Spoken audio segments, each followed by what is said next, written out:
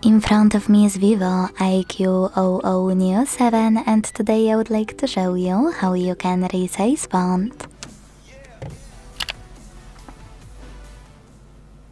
Begin by opening device's settings and scrolling down a tiny bit to hit display and brightness. Then tap on font size and thickness over here and operate this slider under font size to adjust it. You can check out preview at the top.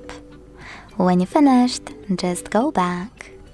As you can see, after a couple of seconds, size of my font has changed. Thanks so much for watching. If you enjoyed this video, don't forget to leave a like, comment and subscribe. Bye!